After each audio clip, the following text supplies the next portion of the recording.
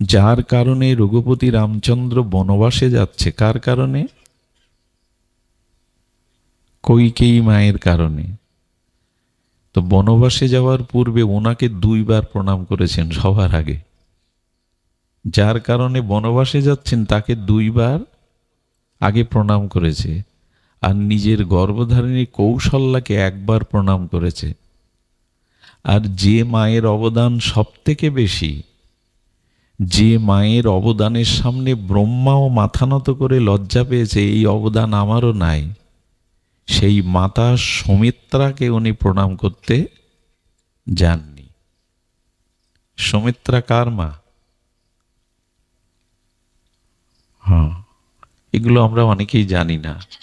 সুমিত্রা হলেন ঠাকুর লক্ষণের মা। আচ্ছা, রামচন্দ্রের সাথে যাচ্ছে কে? বনবাসে কে যাচ্ছে? লক্ষণ। সীতামা তো আছেই, কিন্তু লক্ষণই তো যাচ্ছেন। তো প্রণাম করার কথা আগে তো যার গর্ভের সন্তান চরণ সেবার জন্য বনবাসে চলে যাচ্ছে। এবং রামচন্দ্রের পরেই কিন্তু অযোধ্যার রাজ্য পাওয়ার কথা ছিল লক্ষণেরই। রামচন্দ্র বলছে, লক্ষণ, আমি পিতৃসত্য পালনের জন্য বনে চললাম, তোমার অধিকার এই সূর্যবংশের রাজসিংহাসনে পরম্পরা ধারায় আসীন হয়ে পিতা মাতা প্রজাদের সেবা করো। তখন লক্ষণ বলেছিল, তোমার চরণ সেবা আমার কাছে পরম ধর্ম, আর এই সিংহাসনে বসে প্রজা পিতামাতার সেবা করা আমার কাছে ধর্ম। আমি ধর্ম মানি না, পরম ধর্ম মানি।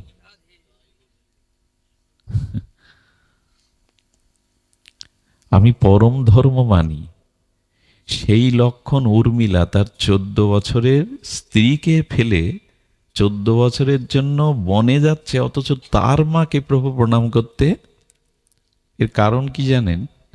এ জগতে দেখবেন, যাকে খুব ভালো মুখ দিলে, যাকে খুব প্রশংসা করলে, যার সাথে আগে দেখা করলে আমার সাথে সম্পর্ক ভালো থাকবে, দেখা না করলে, প্রশংসা না করলে, তার হাত থেকে কিছু না নিলে সম্পর্ক থাকবে না, সে সম্পর্ক না থাকাই ভালো।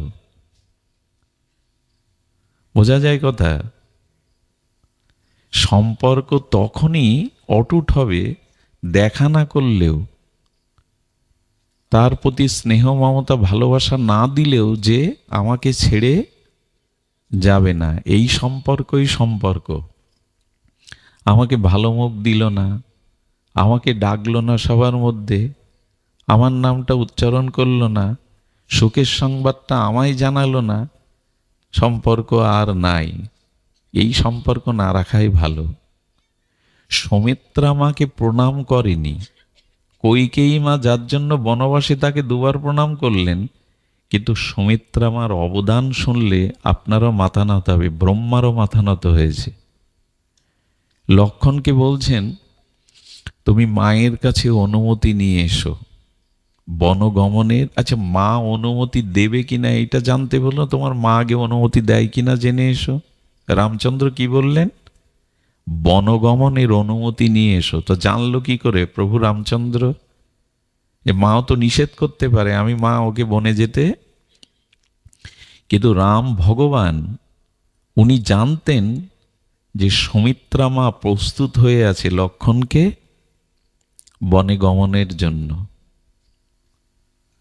তো লক্ষণকে কি বলছেন? অনুমতি নিয়ে এসো না, বলো বনগমনের মায়ের কাছে তুমি আশীর্বাদ নিয়ে এসো। এই কথা যখন বলছে তখন সুমিত্রা মা বরণডালা সাজিয়ে এগিয়ে এসছে ঘর থেকে, যে লক্ষণ, তোর যাতে বিলম্ব না হয় প্রভুর সাথে জঙ্গলে যেতে, এই জন্য আমি এগিয়ে আসছি তোকে বিদায় দেওয়ার জন্য। অথচ তাকে প্রণাম করছেন না। ভালোবাসলেই, ভালো মুখ দিলেই, হ্যাঁ, আদর যত্ন মালা চন্দন পরালেই সম্পর্ক তোমার সাথে আমার আছে। তুমি ভালো মুখ না দিলে, তুমি আমাকে মালা চন্দন না পরালে সম্পর্ক নেই, ও সম্পর্ক না থাকাই ভালো। সুমিত্রা মাকে প্রণামও করলেন না, অথচ তারই গর্ভের সন্তান লক্ষণ চলেছে 14 বছর বনবাস ছেড়ে, রাজ্য ছেড়ে, সম্পদ ছেড়ে, পিতামাতা ছেড়ে, নিজের বিবাহিত স্ত্রীকে ছেড়ে, এই ত্যাগ। তখন বলছেন, লক্ষণ তুই ভুল করলি। রাম যখন তোকে মায়ের অনুমতি নিতে বলেছে, তোর কিছুক্ষণ দেরি হয়ে গেল না আমার কাছে আসতে?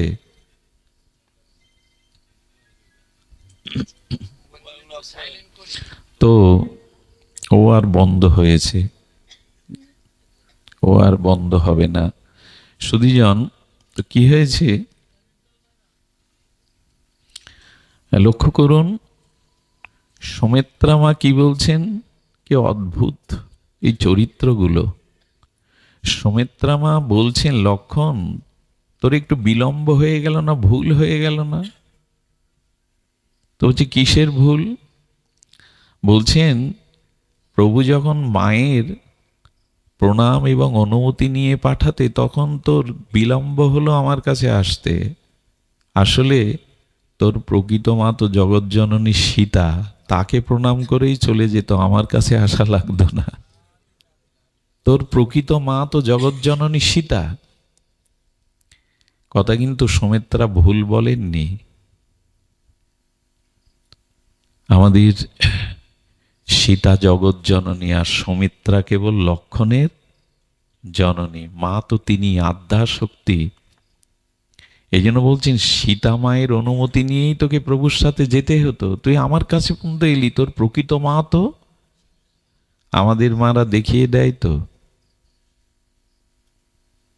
আমাদের মারা রাধারানীর চরণ, সীতামার চরণ এরকম দেখিয়ে দেয় তো, যে আমি লক্ষণ হয়ে উঠব।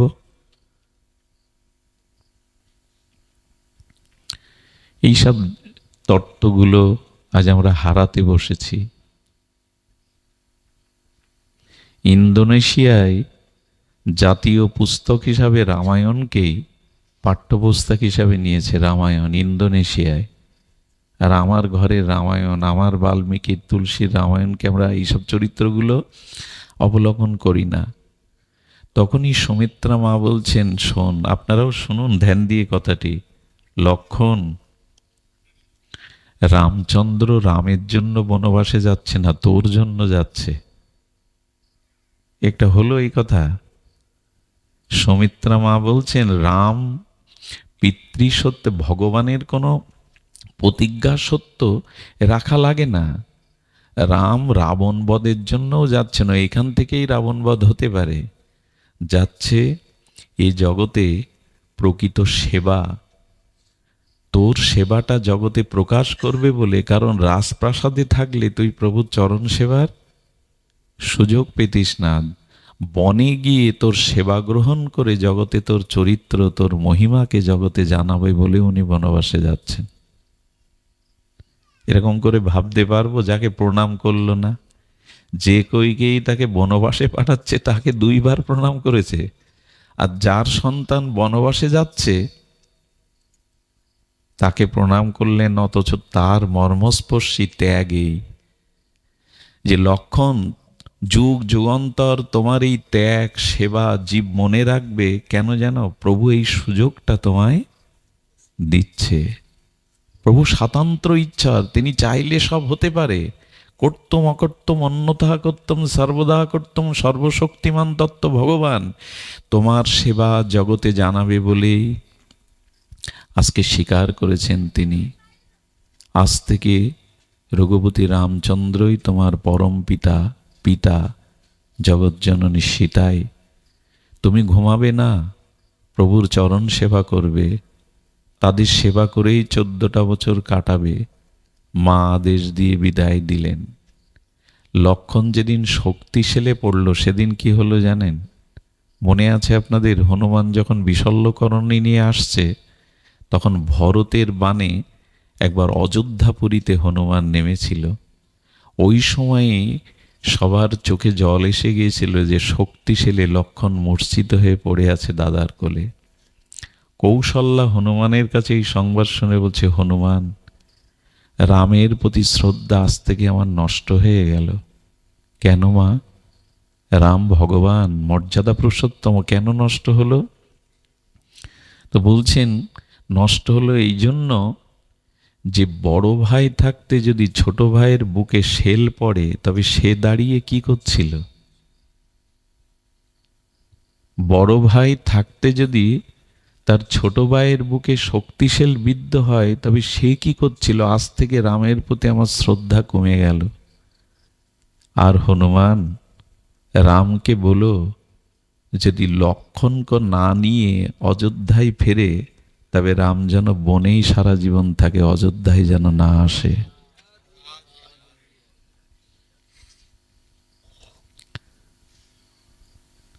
সুমিত্রা মার সামনে ব্রহ্মাও মাথা নত করেছে, এত ত্যাগ। কৌশল্যা বলছেন, দেখুন মা কাকে বলে, নিজের পেটে ধরিনি, কিন্তু লক্ষণের জন্য বলছে যে সর্বস্ব ছেড়ে যার চরণে গেল, বুকে শেলটা তো আগে নিতে হতো রামের। আর যদি লক্ষণ না ফেরে, রামকে বলে দিও যেন অযোধ্যায় না ফেরে, বনবাসেই কাটায়। আসলে সুমিত্রা মা পাশে দাঁড়িয়ে কথা শুনছিল। সুমিত্রা মা হনুমানকে দিয়ে বলছে, এই কথা যেন রামকে বলো না, বরঞ্চ রামকে বলো, আহা, রামকে বলো লক্ষণ যদি না বাঁচে, তবে শোনো, সেনাপতির যদি সেবক না থাকে, সেনাপতি দুর্বল হয়ে পড়ে। আমার লক্ষণ যদি রামের কারণে প্রাণ উৎসর্গ করে, আমি গর্ব করে বিধাতাকে বলবো, লক্ষণের মা জন্ম জন্ম করো, যারা প্রভুর সেবায়, প্রভুর রক্ষার জন্য জীবন উৎসর্গ করে দেয়। আর শোনো হনুমান, রামকে বলো সে যেন ভেঙে না পড়ে, তার সেবক দরকার যুদ্ধক্ষেত্রে। এই জন্য আমার আর একটা ছেলে বেঁচে আছে, শত্রুঘ্ন, আমি এই মুহূর্তে তোমার সাথে রামের চরণ সেবায় তাকে পাঠিয়ে দেব। ভাবা যায়, এই যে ভগবানের চরণে, গুরুচরণের সর্বস্ব সমর্পণ, এই কথাটি যে আমরা এখানে গীতা থেকে পড়ছি, যেহেতু সর্বাণী কর্মাণি ময়ি সংন্যস্য মৎপরা, এই দেখুন তার দৃষ্টান্ত। বলে আমার এক ছেলে যদি যায় প্রভুর চরণ সেবায়, আর এক ছেলে বাকি আছে, প্রভুকে বলো যেন দুর্বল না হয়, আমি শত্রুঘ্নকে তোমার কাছে পাঠিয়ে দিচ্ছি।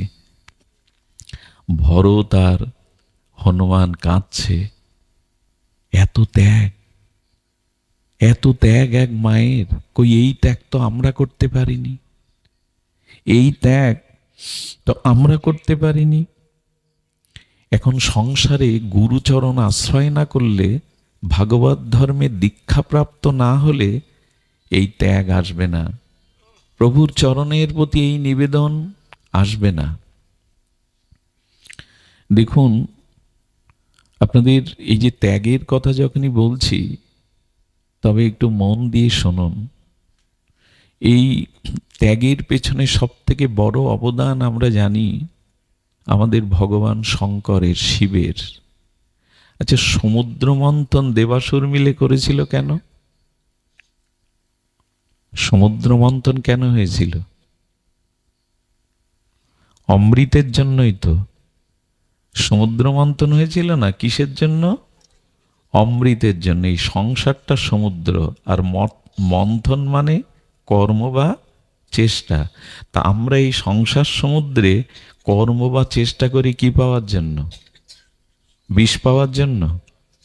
কি পাওয়ার জন্য? অমৃত মানে সুখ বা শান্তি পাওয়ার জন্য। এই জন্য তো এত চেষ্টা, এত খাটাখাটি, তাই না? অমৃত পাওয়ার জন্য। ওরাও তেমনি সমুদ্র মন্থন করছে, কিসের জন্য? অমৃত পাওয়ার জন্য। অমৃতে পেয়ে অমর হবে, সুখী হবে। কিন্তু উঠল কি? প্রথমে কি উঠল?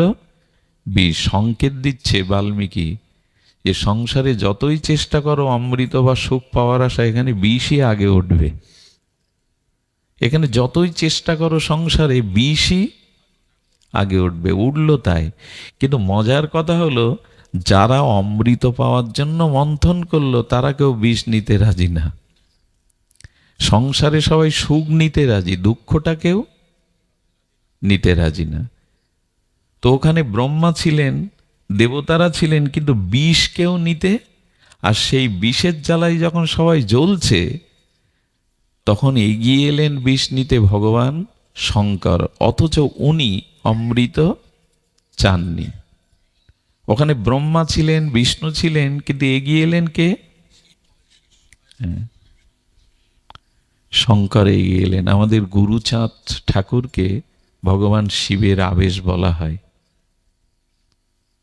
গুরুচাঁদ ঠাকুরকে ভগবান শঙ্করের আবেশ বলা হয়।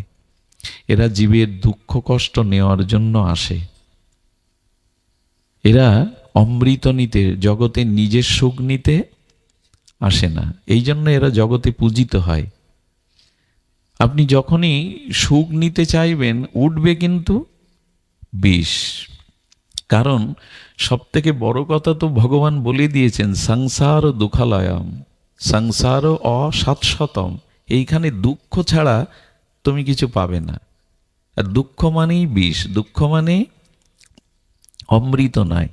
তো শান্তির আশায় অমৃত আসার এত ঘষাঘষি, এত চেষ্টা, এত মন্থন করছি রাত দিন, অথচ সেই দুঃখের বিষই আপনজনের লাঞ্ছনা, গঞ্জনা, অপমান, কষ্ট এগুলিই পাচ্ছি। কিন্তু যিনি অমৃত চাননি, তিনিই শেষ পর্যন্ত বিষ নিতে এগিয়ে গেলেন। তুমি রাজি আছো তো অপরের দুঃখ কষ্ট যারা জ্বলছে তাদের সেই বিষটা নেওয়ার? যদি নিতে পারো তখনই তুমি মঙ্গলময়ের অধিকারী হবে। আমরা অন্যের সুখের বেলায় আছি, অন্যের সুখ নিতে রাজি আছি, দুঃখের ভাগ। এই জন্য তো আমরা মঙ্গলের অধিকারী হই না। ভগবান শঙ্কর সেই বিষ নিলেন, সকলকে সেই বিষের যন্ত্রণা থেকে মুক্তি দিতে বিষ গ্রহণ করলেন। আচ্ছা, ভগবান শঙ্কর সেই বিষ নিলেন, বিষ নিয়ে অন্যদেরকে অমৃত দিলেন, কিন্তু অমৃতের ভাগ তিনি নেননি। লক্ষ্মী উঠল, কত কি উঠল, ধনী রত্ন উঠল, সব অন্য নিল, ভগবান শঙ্কর নিল না। এর মানে কি? সংসারের অপরের দুঃখ কষ্ট বিষ যত নিতে পারবে ততই তুমি মঙ্গলের অধিকারী হবে। ভগবান শঙ্কর এটি নিয়ে জগৎকে জানালেন, সংসারের বিষই উঠবে, তবে অন্যকে সুখ আনন্দ দেওয়ার জন্য বিষটা নিজে গ্রহণ করো। আচ্ছা, ওই বিষে মরল তো ভগবান শিব?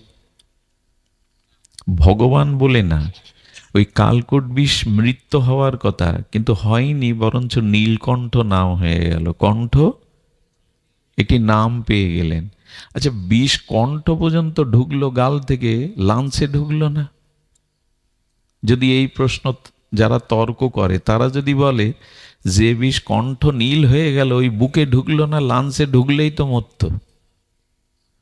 বলো বুকে ঢুকবে না তো, বুকে রাম আছে, ভগবান থাকলে ওখানে বিষ যাবে কি করে? বুকে তো তার রাম আছে, পঞ্চমুখেই তিনি রাম নাম কীর্তন করছেন সর্বদা। শিব ঠাকুরের পঞ্চমুখে ভগবানের, তো ভগবানের নাম আর ভগবান অভিন্ন। ওইখানে ভগবান আছেন তো বিষ কি করবে?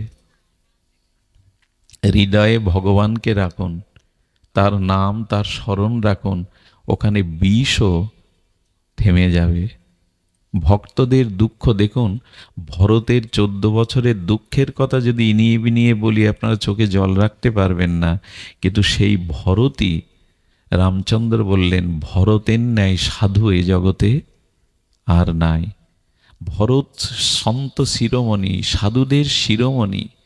বৃন্দাবনের গোপীরা যেমন শ্রীকৃষ্ণের শ্রেষ্ঠ ভক্ত, তেমনি পুরো ত্রেতাতে ভরতের মতো এত ত্যাগী। আপনি অপরের দুঃখ নিয়ে যত অপরকে শান্তি বা অমৃত দিতে পারবেন, ততই আপনি ভরত হয়ে উঠবেন, ততই আপনি মঙ্গলের অধিকারী উঠবেন। ভরতের জন্যই তো রাজ্য নিল কি? সে তো বুঝতে পারত 14 বছরে, কিন্তু না, খালি পায়ে যাচ্ছে আমার কারণে প্রভু বনবাসে।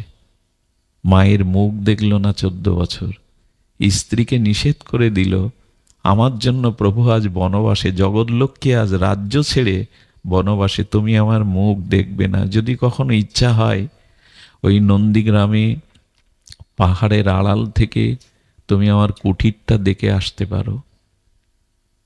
আমি অযোধ্যাতেও থাকবো না, এখানে কোনো সুখ যেন আমাকে স্পর্শ, আমার কারণে প্রভু বনবাসে। এই ভাবনাগুলো শুনলেই হৃদয় নির্মল হয়। আর যারা আচরণ করে তাদের কি হয়? উনি যাচ্ছেন রথ ঘোড়া সামনে, প্রভুকে ফিরিয়ে আনবেন, উনি যাচ্ছেন খালি পায়ে। আচ্ছা, ভরতের পায়ে একটা কাঁটা ফুটলো, কাটা ফোটার সাথে সাথে ব্যথাটা তো ভরতের লাগার কথা, লাগান না? তখন রাম বলে চোখে জল আসলো। পাশে একজন প্রশ্ন করছে, কাটা ফুটেছে তোমার, রাম বলে কাঁদছো কেন? বলে, আমার জন্যই প্রভুর চরণ কমল এই পথ দিয়ে বনে গেছে। যেতে যেতে প্রভুর চরণে কাটা ফুটে না জানি কত, নিজের পায়ের কাটার ব্যথা উচ্চারণ করছে না, ভাবছে না প্রভুর চরণে কেমন বেজেছিল। ভগবানের জন্য পারব তো এরকম ভাবনা ভাবতে? রাজ্য ছেড়ে দিয়ে নগ্ন পায়ে যাচ্ছে আর বলছে নিজের পায়ের ব্যথাটা অনুভব করছে না, বলছে প্রভুর পায়ে কিভাবে বেজেছিল। যেখানে গঙ্গার তীরে এক রাত কাটিয়েছিল, ওখানে ভরত ওইখানেই কাটিয়েছিল মাটিতে। প্রভুর চরণ নিয়েই ফিরেছিল, পাদুকা নিয়েই ফিরেছিল। ওই পাদুকা নিয়ে কি করতো জানেন? মাটি কেটে কিছুটা মাটির নিচে শয়ন করত। মাটিটা 1-1.5 হাত কেটে ওর নিচে, একজন বলছেন মাটিতে শয়ন করো রাজপ্রাসাদ ছেড়ে, কিন্তু মাটির নিচে ঘুমাচ্ছ কেন? বলো, আমার প্রভু তো শ্রীরামচন্দ্র, প্রভু যে শয্যায় থাকে সেই শয্যায় নিজের সেবক থাকা উচিত। কোনো বাড়ির কাজের লোক কি প্রভুর খাটে থাকে একসাথে? আমার কারণে প্রভু বনবাসে ভূমিতে শয্যা পেতেছেন, আমার কি ভূমিতে থাকলে মানায়? তাই 1 হাত মাটি কেটে প্রভু সম্মানের জন্য এখানে থাকতেন। প্রভু বনে ফল খায়, কিন্তু 14টা বছর দুধ আর ফল খেয়ে কাটিয়েছেন, কোনো অন্ন মুখে দেননি। এগুলো গল্প নয়, এগুলো উপন্যাস নয়। এই হলো ভগবানের জন্য অন্যের জন্য ত্যাগ। এরাই অমৃত পায়, এরাই জগতের অমৃতের অধিকারী হয়। রাত দুপুরে, মধ্য দুপুরে সরজু নদীতে স্নান করতে যেতে একজন বললেন, ভরত মধ্যরাত্রে স্নান করতে নাই, ব্রাহ্ম মুহূর্তে ভোরবেলা করতে হয়, তুমি রাত দুপুর বেলা আসো কেন? বলো, প্রভাতে সাধুরা স্নান করে সরজুতে। বলি, তখন আসবে? বলো, আমার মতো এমন পাপিষ্টের মুখ যদি ভোরবেলা সাধুরা দেখে, তাদের ভজন নষ্ট হবে, তাদের কল্যাণ নষ্ট হবে। আমার কারণেই তো প্রভু আজ বনবাসে। কত বড় আত্মত্যাগ! আজ আমরা শুধু শুনেই গেলাম, আমাদের ভিতরে ভগবানের জন্য, গুরুদেবের জন্য ত্যাগ কোথায়? নিজের সুখ জলাঞ্জলি দেওয়ার মন কোথায়? চাইছি তো সব কেড়ে নিয়ে নিজে সুখী হতে, অন্যকে সুখ দেওয়ার চেষ্টা কোথায় আমাদের? তাছাড়া তো হবে না। আপনি লক্ষ্য করুন, লক্ষণ, ভরত, হনুমান, ভগবান শঙ্কর, যারা জগৎজীবের জন্য বিষ নিয়েছেন, ত্যাগ স্বীকার করেছেন, তারাই জগতে প্রণম্য, তারাই পূজার আসনে। কই আপনার দুর্যোধনের নাম কাউকে রাখতে দেখেছেন? কোনো মায়েরা সনাতন ধর্মে দুর্যোধন নামটা রাখে না, কিন্তু অর্জুন নাম, যুধিষ্ঠির নাম রাখে। ভোগী যারা, অভিমানী যারা, তাদের নাম পর্যন্ত মানুষ উচ্চারণ করতে চায় না। এজন্য জগতে কিছু দেওয়ার জন্য আশা, আমরা শুধু কুড়িয়ে নিতে শিখেছি নিজের মান, সম্মান, সম্পদ, যা কিছু। এজন্য জগতে সংসারে বিষ নিয়ে যদি অন্যকে অমৃত দিতে পারেন, অন্যের যদি জীবন সুখ জলাঞ্জলি দিতে পারেন, এই শিক্ষাটা দীক্ষা ছাড়া, গুরুচরণ আশ্রয় ছাড়া হয় না। এই জন্য বলছি, আগে শিক্ষা নয়, আগে দীক্ষা, আগে নিজের জীবনকে সমর্পণ করা গুরুচরণে, ভগবত চরণে। তবেই আপনি এই জীবনকে উপলব্ধি করতে পারবেন, তার আগে উপলব্ধি হবে না। সুধীবৃন্দ, আজ একটি ভক্ত চরিত্র বলেই পাঠ বিশ্রাম করি। ভক্ত চরিত্র এই জন্য যে ভগবানের কথাটা হলো খাদ্য, আর ভক্ত চরিত্র হলো ক্ষুধা। কি বললাম? ভগবানের কথাটা হলো খাদ্য, কিন্তু খাদ্য থেকে কি হবে যদি ক্ষুধা না থাকে? তো ভক্ত চরিত্রটাই হলো ক্ষুধা। ভক্ত চরিত্র শুনলে ভগবানকে পাওয়ার জন্য, ভজনের জন্য, তখন আপনার ওই খাদ্যবে ক্ষুধা জাগবে। ভক্ত চরিত্র শুনলেই মনে হবে যদি এমন করে বুঝতে পারতাম, যদি এমন করে। দেখুন, অপরের মঙ্গল করতে গিয়ে অপরের জীবন গঠন করতে গিয়ে আজ আমরা ঝুঁকে পড়েছি মাদুলি, তাবিজ, ঝাড়ফু। সাধুর কাছে কারা যায় জানেন? এই একটা জিনিস হয়েছে, যে সাধু রোগ সেরে দিতে পারে, যে সাধুর মেয়ের ভালো জামাই দিতে পারে, যে সাধুর কাছে গেলে ঘেরের মাছ বাড়বে, ব্যবসার উন্নতি হবে, সেখানে এখন গাড়ির লাইন। ওইখানে এখন মানুষ গাড়ি গাড়ি গিয়ে হাজার হাজার লোক ভর করে। এই জন্য আপনি আসেননি, এই পাওয়ার জন্য শাস্ত্র বলেনি। ভবরোগী যদি না সারলো, বারবার জন্মাতে হয়, মরতে হয়, কর্মফল ভোগ করতে হয়, তো ওই সাধারণ রোগ সেরে কি করবেন আপনি? ভগবানের চরণে ভক্তি না হলে ভবরোগ যাবে না, বারবার জন্মাতে হবে, বারবার মরতে হবে, বারবার কর্মফল ভোগ করতে হবে। এই জন্য সাধুর কাছে কোন রোগ সারাতে যেতে হয়? ভবরোগ। আজকে দুর্দশা কি জানেন? সেই সাধুরই চল বেশি, সেই সাধুরই জগতে ভিড় বেশি, যেখানে ঝাড়ফু, মাদুলি, তাবিজ, রোগ শোক বড় লোক করে দিতে পারে। আরে একে নিজেকে একরকম ঠকানো। একটা দৃষ্টান্ত দেই। একজন দেবতার উপাসনা করেছে অনেক দিন। উপাসনার লক্ষ্য কি জানেন? লোক সাধু ভেবে তার কাছে এইসব আশীর্বাদ চাইতে আসে, রোগ যাতে সারে, সংসারে যাতে উন্নতি হয়। তো দেবতার ভজন করেছে, দেবতা সন্তুষ্ট হয়ে বলছে কি বর চাই বলো।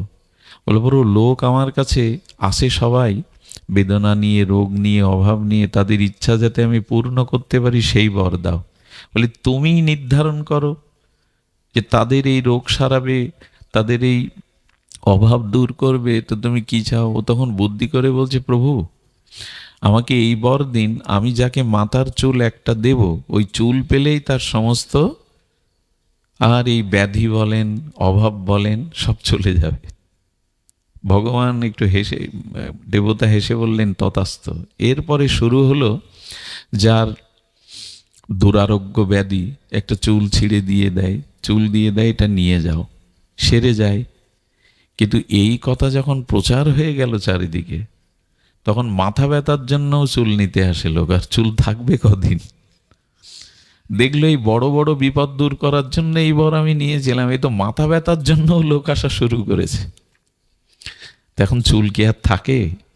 শেষে বলল এই যা দুরবস্থা, তাতে এখানে থাকলে আমার আমার চুল শেষ, আর কতজন রে আমি চুল বিলাবো। শিষ্যকে বললেন এক কাজ কর, যা কিছু সহায় সম্পদ আছে, টুকটাক টাকা পয়সা বস্তু নিয়ে আজ রাতেই চল কেটে পড়ি। এখন ওই রোগ সারালে লোক টাকা দিত, ওই দিয়ে বড় মন্দির, বড় সম্পদ, জমি জমাও করে ফেলেছে। সাধু হওয়াটার একটা সুবিধা আছে, এখানে টাকা পয়সা খুব দ্রুত পাবেন, মান সম্মানের সাথে জমি বাড়ি গাড়ি খুব দ্রুত পাবেন, লোক দিয়ে দেয়। ধনীর তো অভাব নেই, তাদের কিছু উপকার হলে, রোগ সারলে তারা দিয়ে দেবে। সাধুকে এই জন্যই রূপ সনাতন রাজপুত্র রঘুনাথ দাস গোস্বামী জমিদার পুত্র বৃন্দাবনে ছেঁড়া কাতা গায়ে দিয়ে গাছতলায় বসে রাধারানীর ভজন করছে। কারা সাধু? রূপ সনাতন রাজমন্ত্রী সব ছেড়ে দিয়ে গাছের তলায় ছেঁড়া কাতা গায়ে দিয়ে ভজন করছে। আর এখন আমরা তাকেই বড় সাধু বলি, যার 200 বিঘা সম্পত্তি, গাড়িতে ছাড়া। হ্যাঁ, সাধু চড়তে পারে, সাধুর এগুলো প্রয়োজন, কিন্তু সাধু কোন সম্পত্তি নিতে এসছেন, দিতে এসছেন? প্রেম সম্পত্তি, ভক্তি সম্পত্তি, যা পেলে আর মানুষের বারবার আসা যাওয়া করা লাগে না। এখন যারা টাকা পয়সা দিয়ে মন্দির বানিয়েছিল, সাধুর জমি করেছিল, তাদের কাছে আর কথা গোপন থাকে যে সাধু আজ রাত্রেই চলে যাচ্ছে। তখন গ্রামের লোক জোগাড় হয়ে চুল টানতে শুরু করেছে। সাধু যাই যাক, চুল থাকলে তো আর বিপদ হবে না। সেই চুল টানতে টানতে, গোপও টানতে, একটা কিছু থাকলে হলো। সাধু আর কি অবস্থা তা তো বুঝতে পেরেছেন। এই রোগ সারাবার জন্যই, আর এইসব ভূত প্রেত তাড়াবার জন্যই সাধুত্ব না। সাধু অনেক উপরে। ভগবানও যে সাধুকে সম্মান করেন, ভগবানের কৃপার থেকে বড় কৃপা সাধু কৃপা। তবে সেই কৃপাটা কি? রাজার বাড়ি গিয়ে লাউ কুমড়ো চাইতে নেই। বঙ্গভবনে গিয়ে যদি দেখেন ভালো কচি লাউ হয়েছে, প্রেসিডেন্টের কাছে কি বলবেন আপনার গাছের লাউ দিন আমায়? রাজবাড়িতে গিয়ে রাজধন চাইতে হয়। সাধুর কাছে গিয়ে চাইতে হয় আমার যাতে ভগবানে ভক্তি হয়, যার দ্বারাই বারবার জন্ম মৃত্যু চক্র অভিশাপ থেকে আমি যেন মুক্তি পাই। আজ কাকে বোঝাবেন? একবার বুধাটায় আমরা সঙ্গ করছি, দেখি আমাদের এক ভক্ত বাদলদা বলছেন, দাদা একটু অনুমতি দিন। বললাম কেন? বললো গাড়ি দাঁড়িয়ে আছে, আমরা 10 জন মতো ঝিনাইদা যাব। ঝিনাইদা এক সময় ওই যে জল ফু দিয়ে রোগ সারত, তো বলছেন চলে নাম ছেড়ে ভগবত নামের থেকে উঠে যাচ্ছে। কদিন পরে শুনলাম সে ঝিনাইদার কাজ করছে না। এমনি করে তো কতই দেখলাম। এই জন্য এইসব তালে পড়বেন না। আপনার কর্মফলে যদি দুঃখ থাকে, ও ব্রহ্মাও এড়াতে পারবে না। দুঃখ রোগ শোক নিয়েই আমাদের এই জগতে আসা, এজন্য না যাতে চিরতরে ভগবানের চরণে ফিরে যাওয়া যায়, সেটাই চাইতে হয়। শেষে চুল থাকবে না, গোপও ছিঁড়ে নেবে। হ্যাঁ, এই দুর্দশা আমাদের। এই জন্য বললেন সব থেকে বড় কবচ কি জানেন? যে কবচ রাখলে শত্রু ক্ষতি করতে পারবে না, সেই কবচের নাম শুনুন। পারলে এই কবচ গলায় আর হাতে বাঁধুন, সেটা সত্যের কবচ। এই কবচ রাখুন, সত্যমেব জয়তে। সত্যের জয় ছাড়া কখনো অসত্যের জয় হয়নি, হতে পারে না। দুদিন যা দেখা যায় দেখা যায়। বেদ বলেছে সত্যমেব জয়তে, সত্যেরই জয় হয়। ওই কবচ হাতে রাখুন, সত্যই আপনার অস্তিত্বকে টিকিয়ে রাখবে, মাদুলি না, তাবিজ না। এই কথাগুলি এখন আমরা ওই যে অল্পতেই আমরা কিছু পেতে চাই। এই জন্য যারা ত্যাগ করেছে ভরতের মতো, হনুমানজির মতো, লক্ষণের মতো, মা সুমিত্রার মতো, এদের সামনে ব্রহ্মাও মাথা নত করেন এদের আত্মত্যাগের কাছে।